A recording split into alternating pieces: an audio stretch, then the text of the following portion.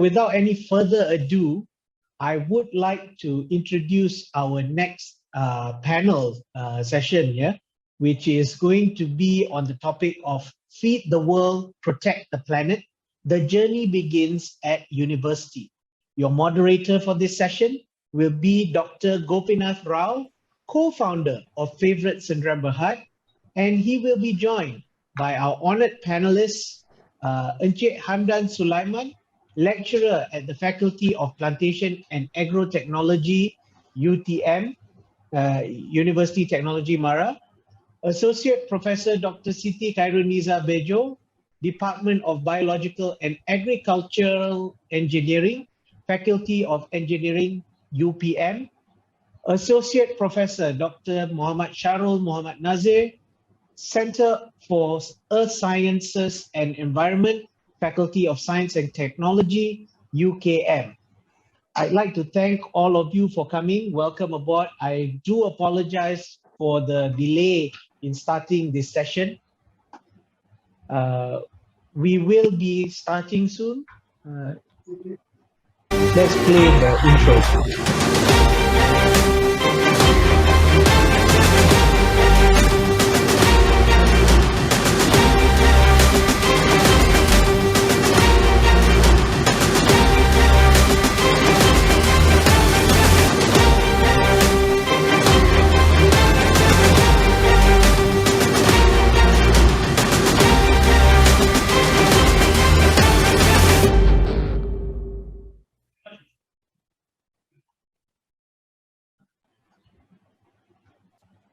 Okay, Doctor. I think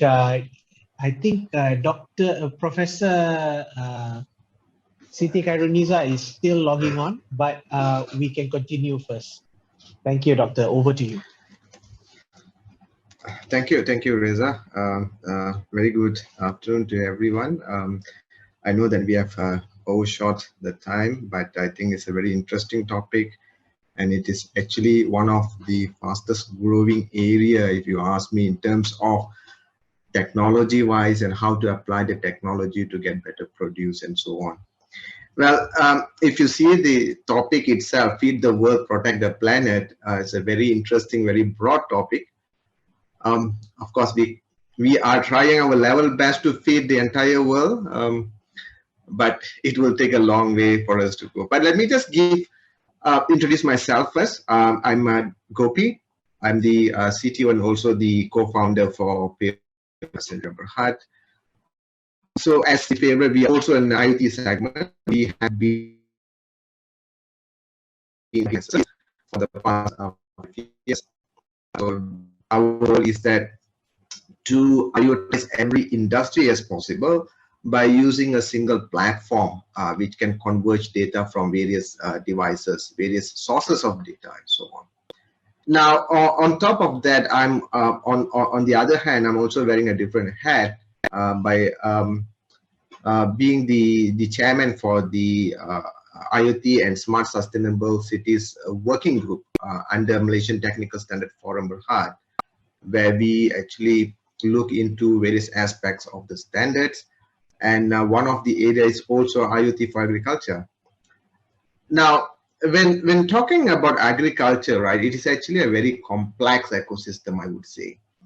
So why is it complex? Well, earlier the two panel sessions we looked into how funding can help the farmers, how technology can help in the farmers, and so on. But then in reality, if you look into, or if you dive deep into the ecosystem itself, there are various components in the ecosystem, right? So I call it as in a sustainable agricultural ecosystem, right? From soil to plant to produce to distribution channel, and of course, lastly, it comes to our plate. Now, we have, the world has actually quite a lot of soil, but then it doesn't, the produce, right, the vegetables or the food that we produce is not sufficient for the entire world. Let me just give some statistics that I've taken from United Nations Food and Agriculture Organization. So what they say is that currently 41 or 42% of the global population are unable to afford a healthy diet. That is over 3 billion people. And out of that, about 800 over million people, or 10% of world population, go to bed hungry each night. That is about 160 million more than the previous year, and it has been increasing over this. Now, we have one side of food shortage, and at the same time, the food cost has increased tremendously. Now, why and how this is happening? Even with the technology that we have, even with so many things that is being done. Of course, climate change is one of the big factors. Soil nutrient which has been degrading over the years is also another factor. And it is also expected that, you know, in less than in 20 years time, 40% of less food is expected to be produced if we do not take all the necessary action and necessary steps, starting from the poor soil, the nutrients that we have. Now, various programs has been initiated, right? So we have seen, you know, from the aspect from the government efforts to provide incentive to help the local farmers, and at the international level, we have seen that Sustainable Development Goal 1, 2, 12, 14, 15, which is covers about poverty, responsible consumption, life underwater, life on land, and so on and so forth.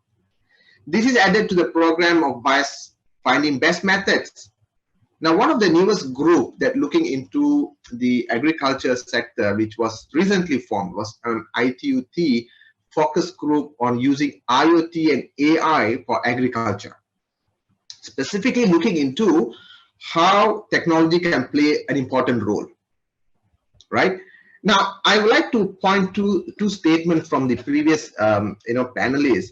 Chris has stated that, 65% of farmers will retire in 15 years. These are the, elderly farmers that we have. And on top of that, Esri has mentioned that there's a poor perception of agro-food, by the youth, by the, youngsters.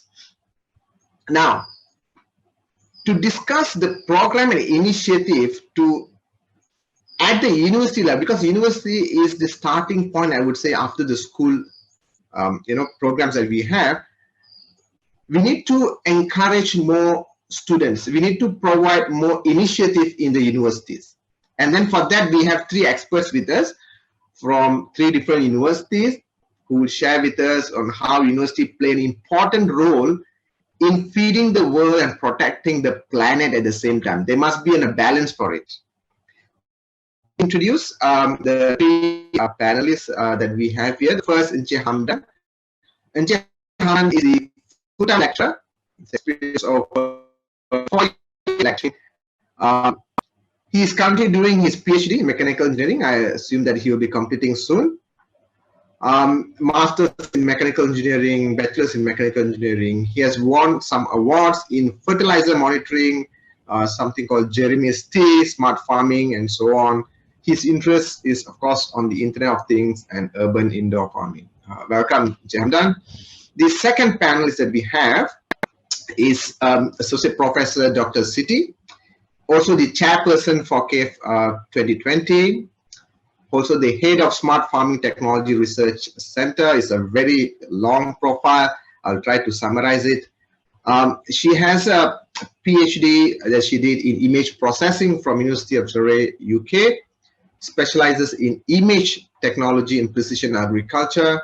She has obtained a lot of grants, a lot of publications, and also patents and copyrights as well.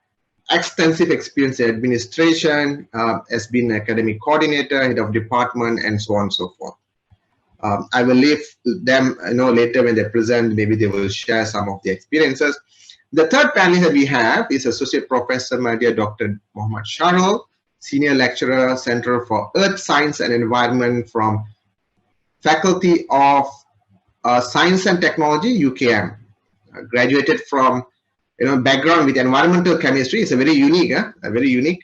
In fact, when you see his work on the environmental science and so on, it's very interesting.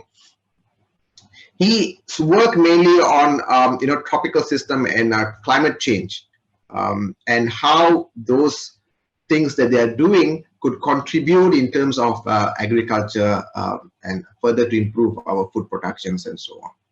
Now, welcome the panelists. So I will first let us start with the short introduction, I would say, from each of the panelists, and then we will proceed with the other questions. Jamdan, would you want to start first? Yes, of course. Thank you so much, Dr. Gopinath. So can you hear me? Hello? Yes. Can anyone of you hear me? Oh, because your voices kind of stuck there. Boleh dengar, boleh dengar. So, Yes, yes. okay. Boleh. Okay. All right. So I'm sharing my screen now.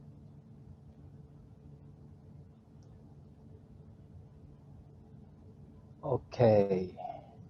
So can you see my slide here? All right. Yes, can. So okay. So Assalamualaikum warahmatullahi wabarakatuh and good evening everyone. Okay, first of all, I would like to thanks to the organizer REDtone and Dr. Gopinath as the moderator from February and others for giving me the opportunity to be one of the panelists for this Smart Farming Conference. My name is Hamdan bin Sulaiman and I am a lecturer at the Faculty of Plantation and Agrotechnology, UITM Melaka.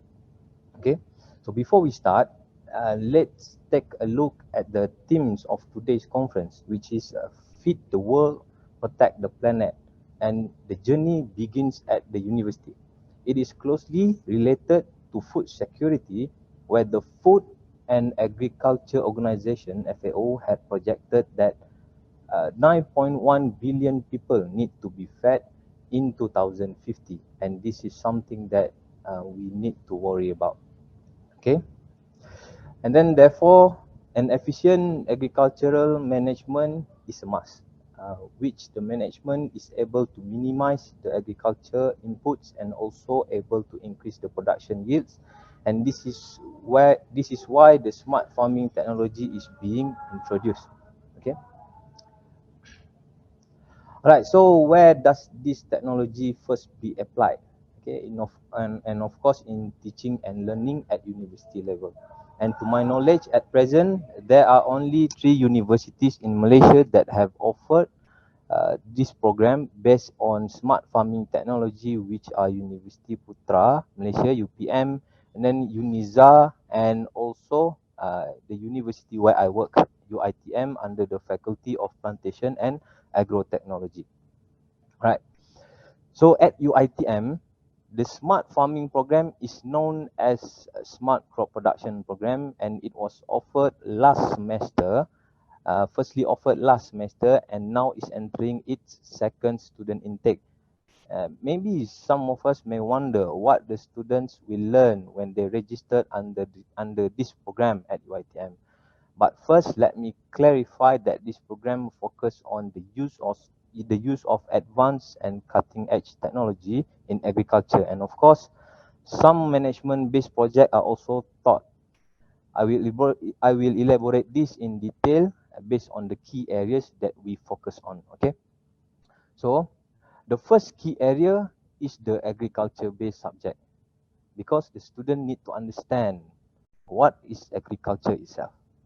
Okay, so among those subjects are agronomy, soil science, pest management, and also, as can be seen on the slides. Okay, and then the second major key area is the agricultural engineering, and this is where the student not only exposed theoretically to the advanced technologies, but they also have the opportunity to operate this technology, such as operating spraying drones, and then handling autonomous tractor in the precision farming subject. In addition, programming subjects are also taught, so that the student can automate any agriculture operation. And of course, the student can also apply the Internet of Things technology by using a Wi-Fi enabled microcontroller. Okay, so Dr. Gopinath, we are looking forward to collaborate with Favoriate in the future to provide the IoT platform for the students. Okay, Doctor? All right. Yep, thank you, thank you. That's a good thing. Yeah. If you have any education plan for students for your ITM, then maybe we can consider to use Favorite as the IoT platform. Okay, betul? All right, and then the third key area are the agricultural management and business, which focus on trading and money management for agriculture products, including marketing, financing, project planning, and so forth. A student will be exposed to learn about project management in order to maximize the profit, since the implementation of advanced technology requires a huge amount of capital initially. All right. And then the last one and last key area is the practical or industrial experience. So the student will be placed in the industry during the 4th and 6th semesters within their study period. Then last but not least, of course, they will have to do a project as their final year project. And after completing all these semesters, all the syllabus, and then the student will be graduated with a Bachelor of Smart Crop Production Technology. And then with this, I hope my presentation can change the perception, okay, basically about agriculture, that agriculture nowadays is no longer the same as in the past, because there are so many new technologies introduced, okay, so to increase the efficiency of agriculture production. Okay, so that is all from me. Thank you very much. Thank you, everyone. Thank you, Chamdan. That will be a very interesting to see that there's a new program being offered on the it's emergence of the various technology, agriculture, and so on. Good, thanks, Chamdan. So let's move on to Dr. Siti. Are you here? Would you want to share some, Dr. Siti? Sorry, Dr. Gopi, I think Dr. Sharul has to present first. Oh, sorry. Oh yeah, Dr. Sharul. The floor is yours. Yeah. Assalamualaikum and very good day. Hope everybody can hear me. Let me share my thank you, Chamda, for the great presentation just now. Basically, I just want to share with you about the technology that we can provide for the society or even for the farmer to measure greenhouse gases from agriculture area. So basically, probably we all know air pollution can influence the climate change, and we know air pollution came from human activities. But I'm not sure whether you're all familiar with the biogenic greenhouse gases. So basically, air pollution also can be emitted from biogenic like plants, especially in agriculture. But probably in Malaysia, we didn't learn on this matter. It's like CO2. Carbon dioxide is also part of greenhouse gases that can be emitted by plants. So, what we should know as a farmer or as a society, of course, we cannot control the biogenic emissions of greenhouse gases from natural sources like plants. But the most important is, and now we know that they have emitted from plants, so the most important now is to reduce the air pollution from the human activities. So this is just a diagram how the carbon cycle, a biochemical cycle that occur every day from from plantation, from farming activities, and so on. So agriculture is really related to the climate change. So climate change also can affect the agriculture activities. And so you can see from the left-hand picture, so how if we have a problem with our climate, so the crops will be damaged and so on. So this is what important is to value or to know the greenhouse gases that can be emitted. So this is like a picture that I got from the internet. I forgot to cite the source, but it shows that agriculture is one of the highest contribution for carbon dioxide. And we know carbon dioxide is one of the greenhouse gases that need priority for us to monitor. And you can see agriculture and land use changes has strong correlation, and many area has been used for oil palm industry, paddy fields, and many more. So if we, keep a change or keep good plantation without, control, it would be difficult for us to, keep the CO2 balance and other biogenic gases. So basically, biogenic gases is one of the gas that can contribute to climate change. It's just like human activities emission, but biogenic emission basically can react in a chemical reaction that can produce much more hazardous gases into our atmosphere. So I think this is one of the issue that we need to emphasize also in Malaysia. So we need to have a good database emission from agriculture so that we can control our land use in the future. Okay. What can we provide? We use a low-cost sensors as part of the solution to monitor in real-time concentration of the greenhouse gases that we can be monitored. So this is our technology. Basically, my PhD when I was in Cambridge back in 2008, we developed many type of so that we can reduce, cost to monitor these greenhouse gases, particularly in the agriculture area. So this is our technology that can be implemented and or commercialized in Malaysia in the future, so that the farmer can always monitor the greenhouse gases, and we can we can use the Internet of Things (IoT) to visualize the data, and so that we can know what we're supposed to do. For example, so this is just a technology, a sensor, a cheap, low-cost sensors that I collaborate with a multidisciplinary faculty in the UKM. So because basically my background is climate change and air pollution, and I collaborate with engineering department, IT department, so that we can have a proper device and with the combination of IoT, and since this is the era of 4IR. So we have deployed for in forestry area and in palm oil plantation. So this is basically, you can see the biogenic gases that can be emitted, and you can see each plant produce these greenhouse gases at different period of time, and you can see at night time where the CO2 level is high, so the biogenic VOC also can be high.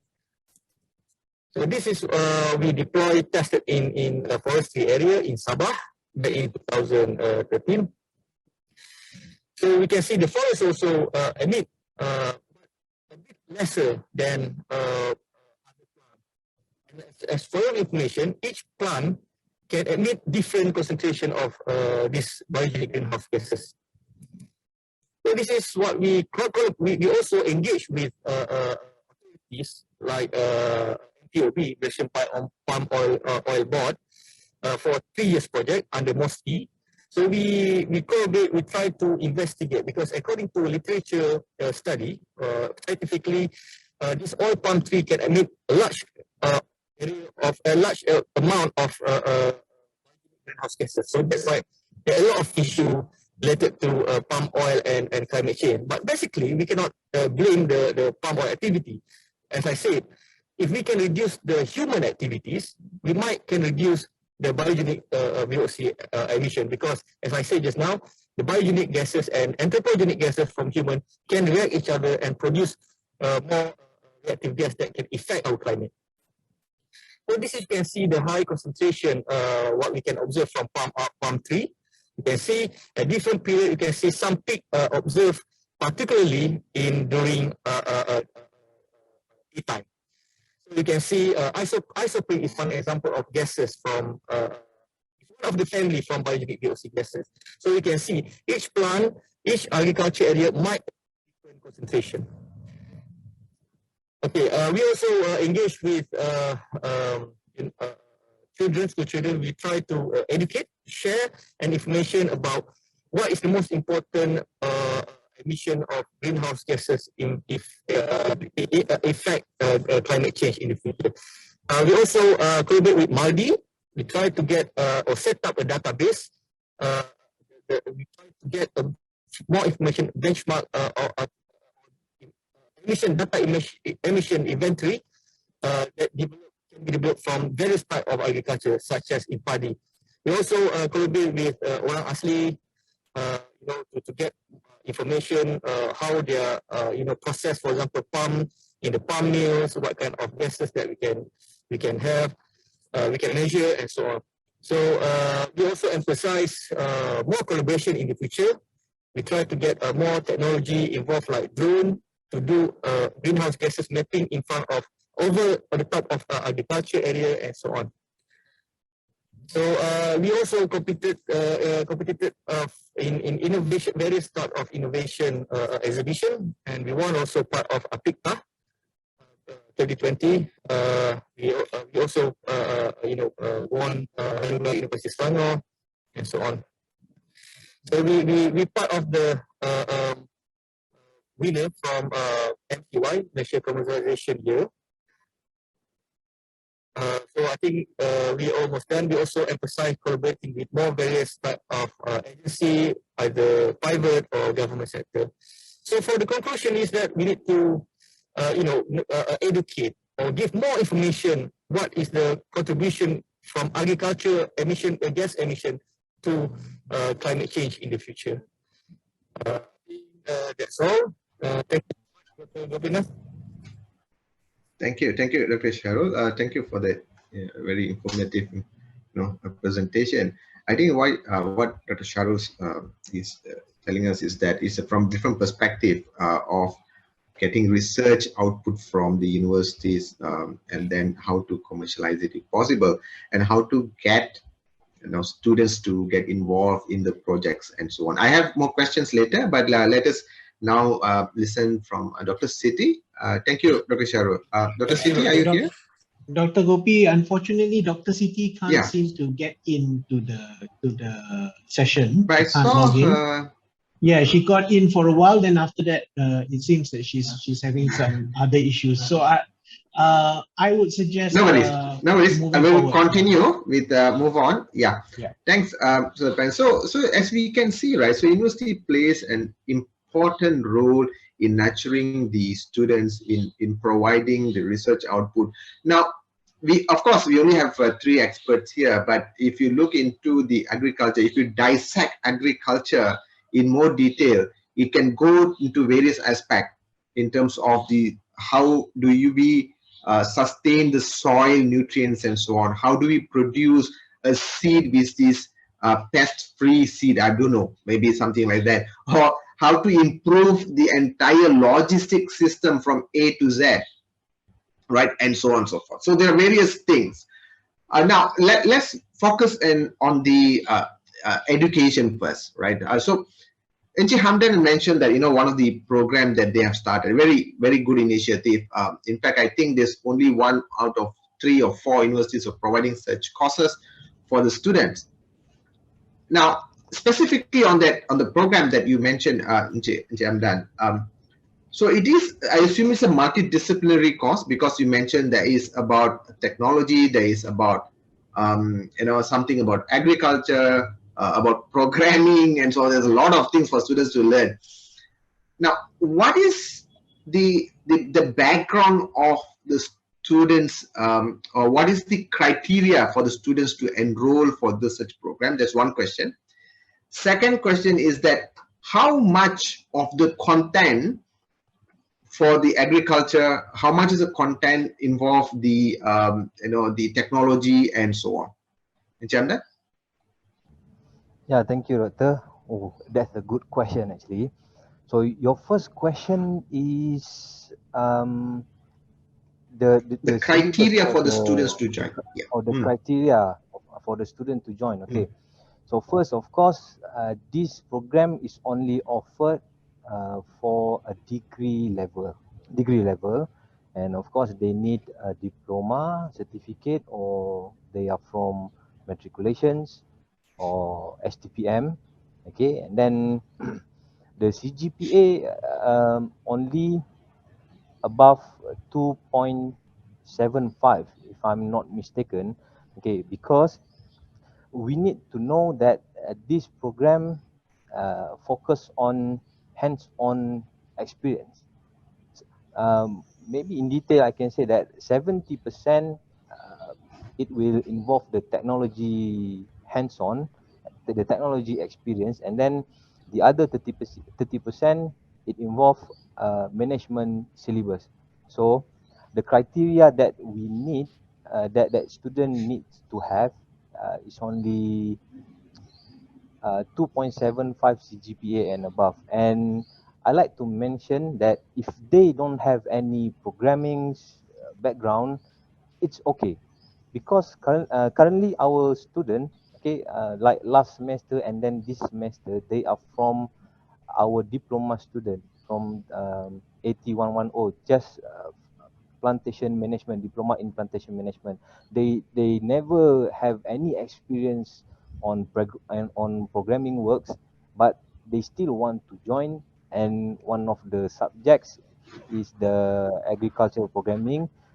They will learn how to do some programs like Arduino, ESP32, how to program, how to connect with the IoT platform like Blink, like Favorite, and so on lah. Okay, so that's the only criteria, brother. All right. All Then right. what is Thanks. your Thanks. The second question, I think you already mentioned it, about 70-30%. I think the question was, what is the content like? How much of technology wise, how many percentage is mentioned? About 70% of technology related thing? Is that right? Yeah, 70% technology related. Another 30% is management subject. Okay, doctor. All right. All right. All right. Right, thanks. In fact, you see, you correctly pointed out, you see, as you can see, most of the student nowadays, right, for this kind of program, they don't really require to learn in detail about the programming and so on. In fact, one of the roadmap for IoT specifically is there's no code or less code, meaning to say is that use as it is. Like favorite platform has, like a less code kind of a thing. You just need to know the concept of it and then apply and use it. Now, just want to follow up a question to you, Hamdan, about the employability.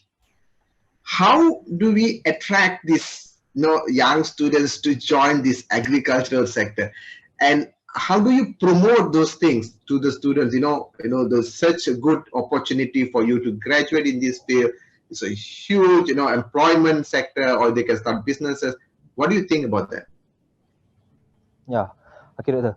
So about the employability, okay, we prepare the students by ensuring the graduates' employability. Of course, if the student continue their study, but they will not work anywhere, so that's something that we need to worry lah. Okay, so we have signed various MOUs with various companies related to smart farming, such as REDtone itself, REDtone Sdn Bhd for the Internet of Things, and then Wega Sdn Bhd for agricultural drone, like spraying, drone for spraying. Okay, and then Geo Precision Tech for precision farming.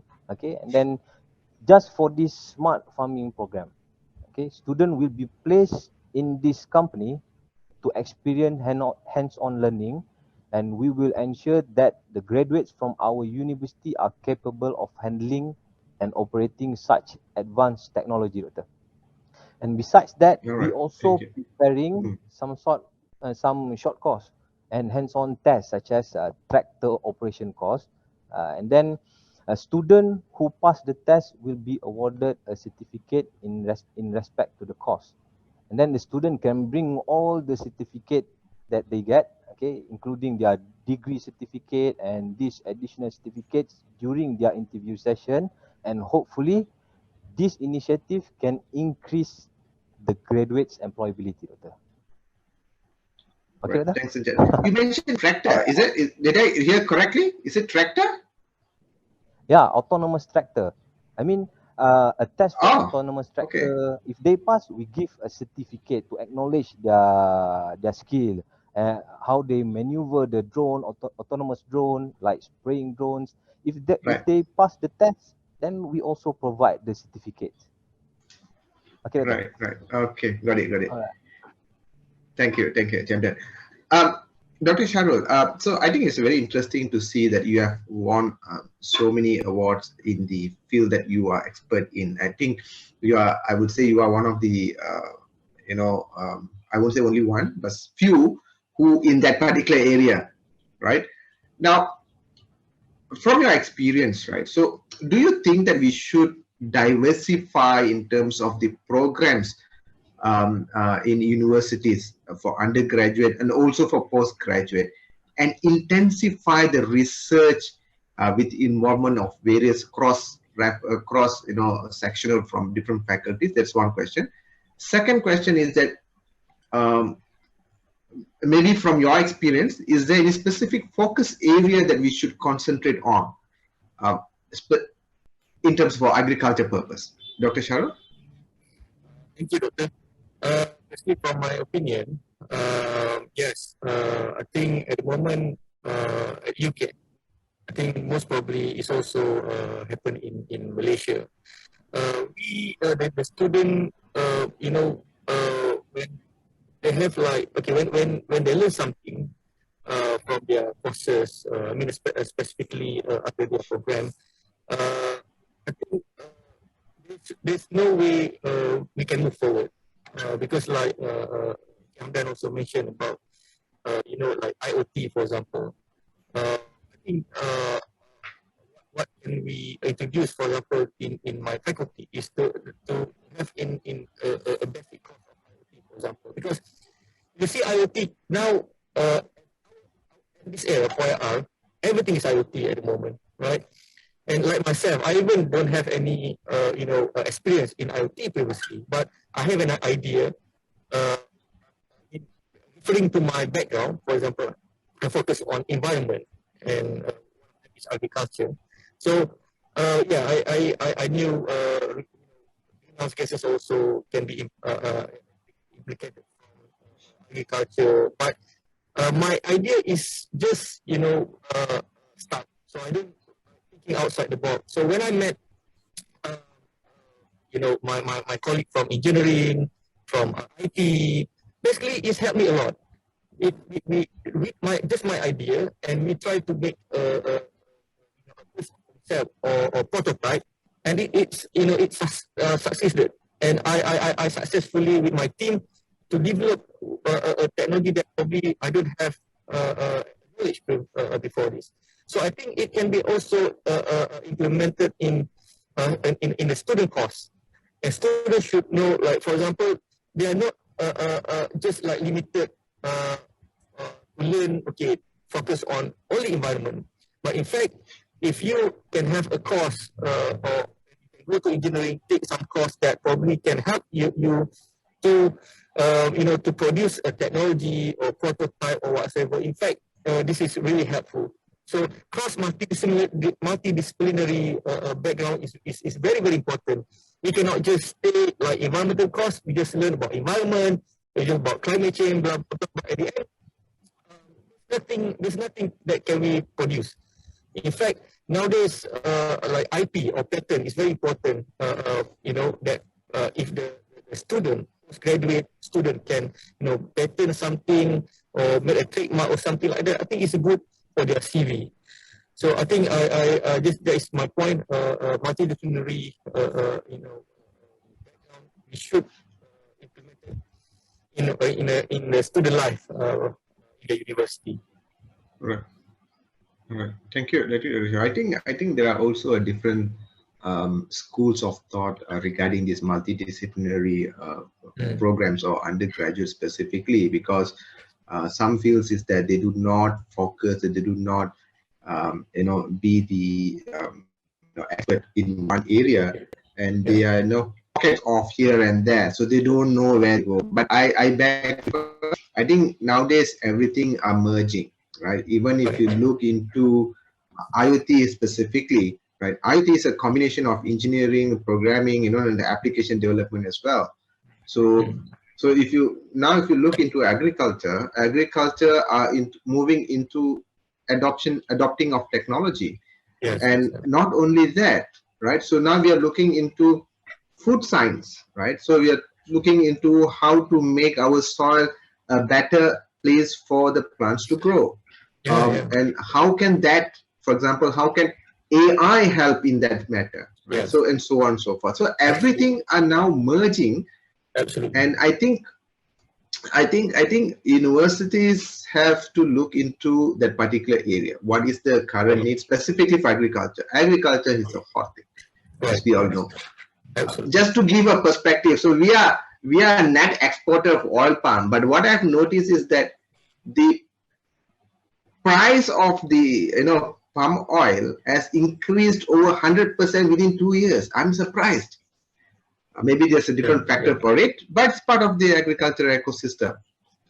Now let's move on. I think in terms of so we looked into two aspects: education and also some of the research work.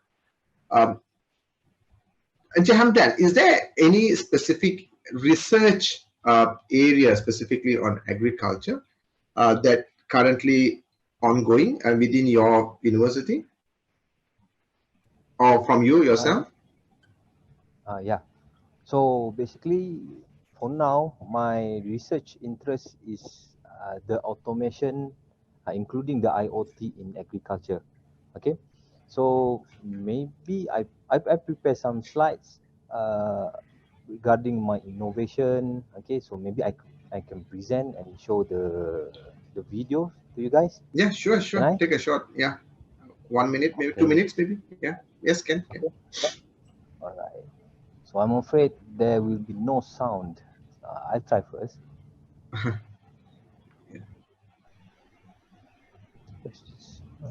Okay, this one. All right.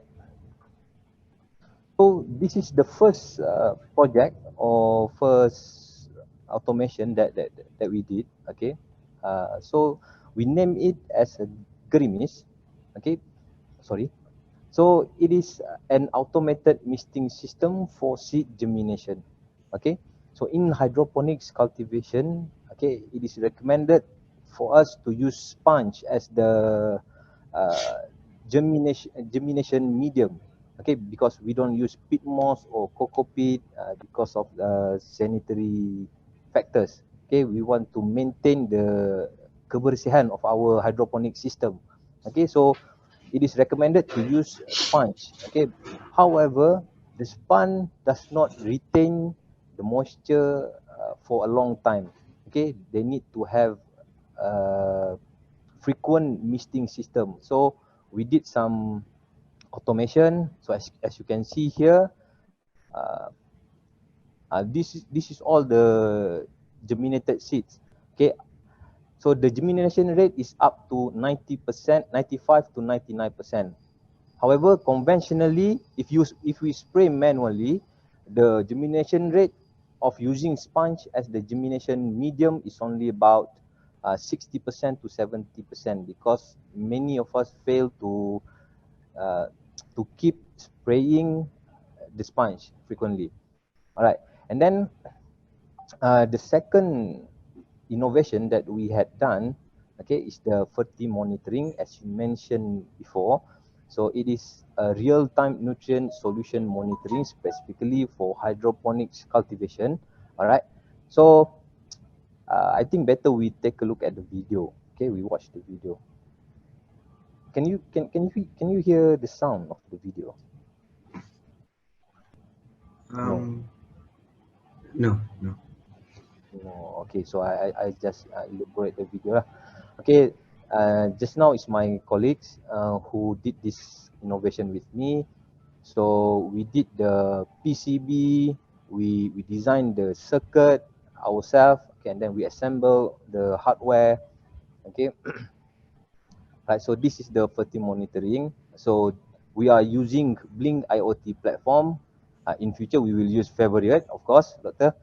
So we can extract the data for future use. Okay, and then we also test the innovation with high accuracy probes. Okay. So why we did this innovation? Because of the pandemic, the transmission of the pandemic COVID-19. Okay, so we need to create IoT-based technology because our movement have been restricted.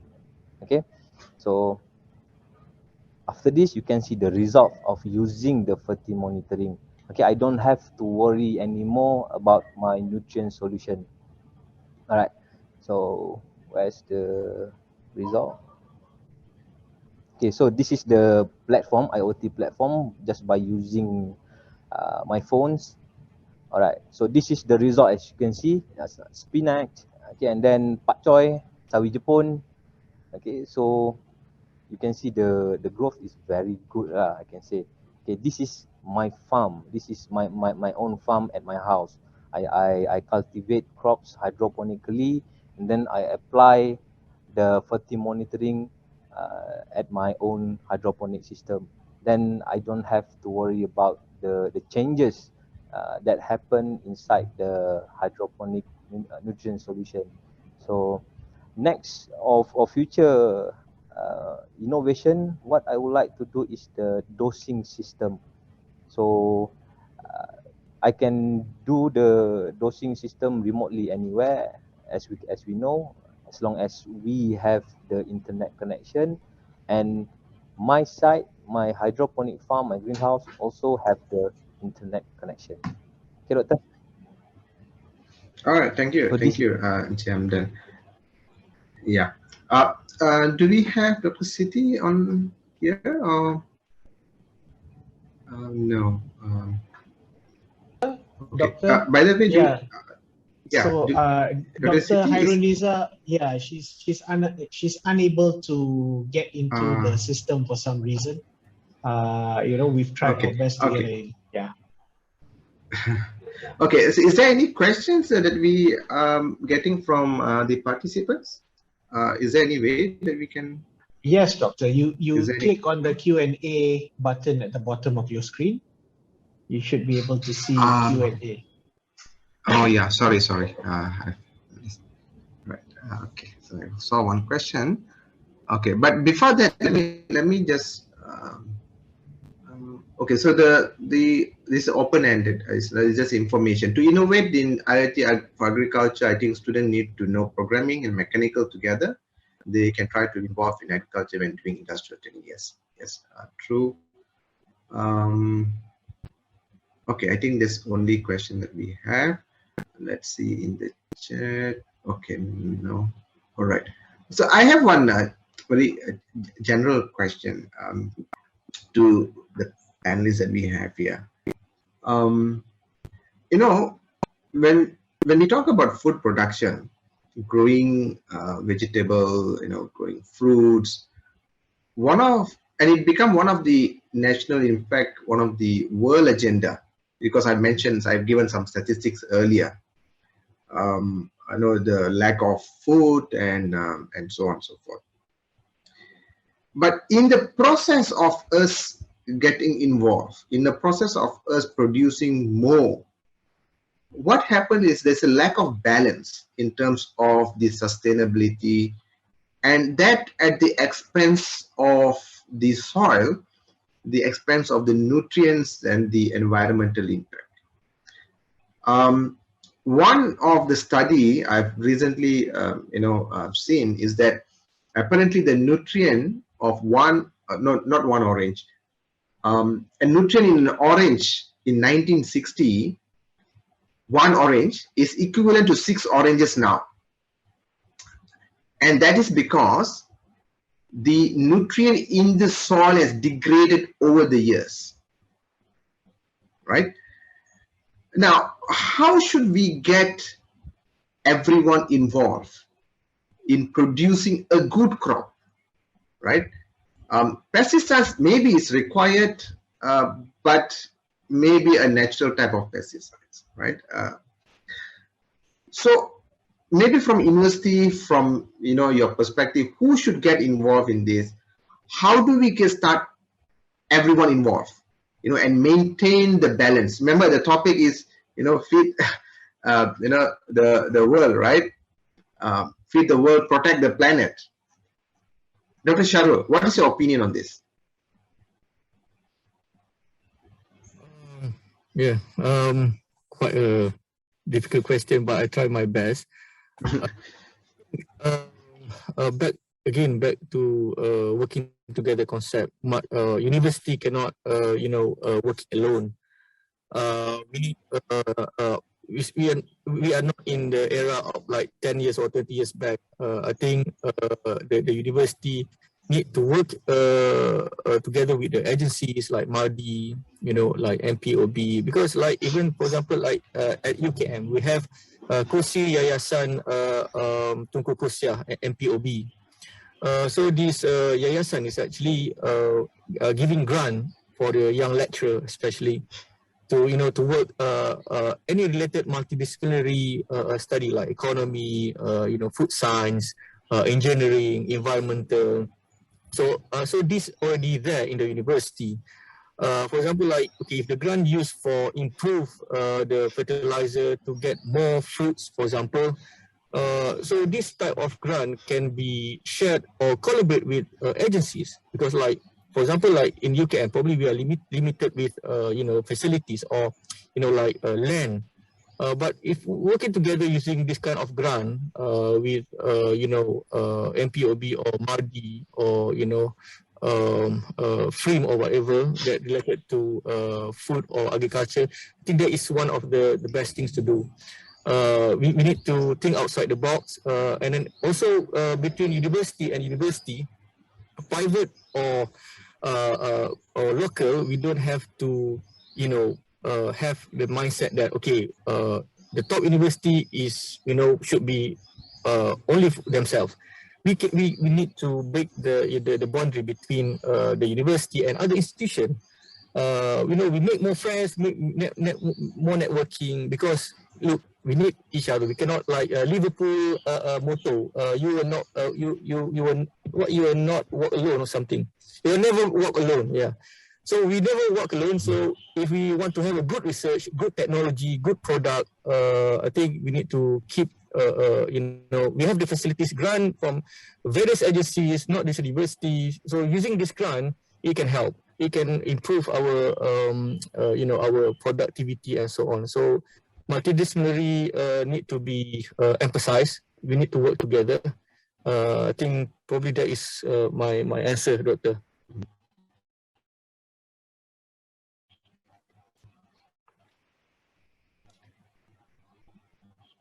Thank you, Richard. I think it is important.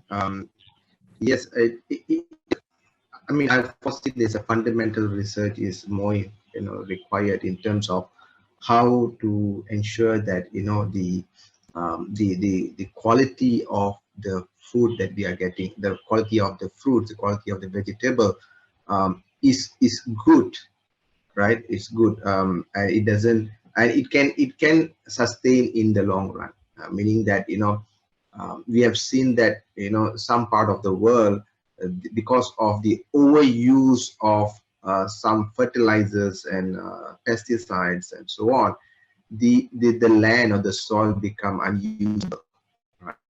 Something very crucial, something that is required, research organization, research institute to play an important role. Iche Hamdan, do you have anything to say about this? Yes, Doctor. Okay, so if we say about smart farming, it is not only in context of how we want to plant the crops, how we want to maintain the crops. Maybe we can see something in details about post-harvesting, right? So post-harvesting. So maybe how the IoT technology or how the smart farming technology can involve or can help the post-harvest technology. I mean, okay, for example, now I have grants. Okay, I'm not the ketua grant, but I'm the members of the grant. Okay, so our grant focus on creating a cooling system, a misting cooling system to maintain the freshness of lettuce. So if we look what happened a years back at Cameron Highland, okay, so there is a lot of wastage. They just throw out, they just dump lettuce, okay, because due to the pandemic COVID-19. So they cannot I mean they don't have something that can maintain the freshness, the quality of the lettuce after the lettuce is harvested lah. So we are now currently trying to create or trying to innovate any kind of technology or approach on how to maintain the freshness, the nutrient content of the lettuce itself. Okay, so Mm. we I mean we can broaden our view of agriculture process which we want to get the IoT or the smart farming technology involved, such as the post harvest. Right. Alright, Doctor. Thank you, thank you. I think we are towards the end of the session. It's a very valuable information that you all have shared. One is the the bachelor's program, the some of the research works. What is the Dr. Sharul has shared about his work, right? So on environmental and how that you know product that he has developed can be used further, for detecting, monitoring the gases and so on and so forth. Now, maybe 1 minute each for each. Okay, I think we have. Let's see. Is it a question or? Uh, yeah, it's okay. So I think maybe 1 minute for you all to conclude. Prof. Sharul, Dr. Sharul, you have to 1 minute. Yeah, thank you so much, REDtone, for inviting me to be one of the speaker. Really appreciate for the invitation. I think as a summary, technology, fundamental science are connected with each other. The more with collaboration, scientific collaboration or other type of collaboration is more merrier. So towards to have good technology to help agriculture industrial is actually, of course, it came from it can come from the university. So with the talent like students, postgraduate and undergraduate, can be our potential society that can bring the technology from the university to help our agriculture industry in Malaysia in the future. So all these collaborations are very, very important to produce this young talent. I think that is just my summary, Doctor. So teamwork and networking is very, very important. Yeah. Sure. Thank you, Dr. Encik Hamdan, your view? Yeah. Okay. Okay, so once again, I would like to thank the organizer, REDtone, February, Mafi, Department of Agriculture and others for organizing this smart farming conference and invited me as one of the speaker. Right. So in conclusion, we can see that the efforts to develop and introduce smart farming to the Malaysian community are now increasing, being carried out by many parties involving the government, educational institutions, and private sectors. Okay, and various form of funds and assistance are provided to realize the smart and modern farming. And of course, all this is done to save humanity from the food crisis as we state just now by the FAO, and it starts from the university level. And I would also like to mention that the smart farming is not only covered the Internet of Things only, but we have to understand that the smart farming technology integrates various kind of technology. Okay, even if we maneuver agricultural drone, okay, it don't have any IoT integrate with to the system. Okay, but we consider it as a smart one of the smart farming methods. Okay, so as long as they are minimizing the inputs and maximizing the outputs, so we can consider it as a smart farming technology, Doctor.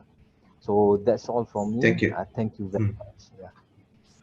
Thank you so much, Hamdan and Kusharul, for your valuable insight. Let me just wrap it up first.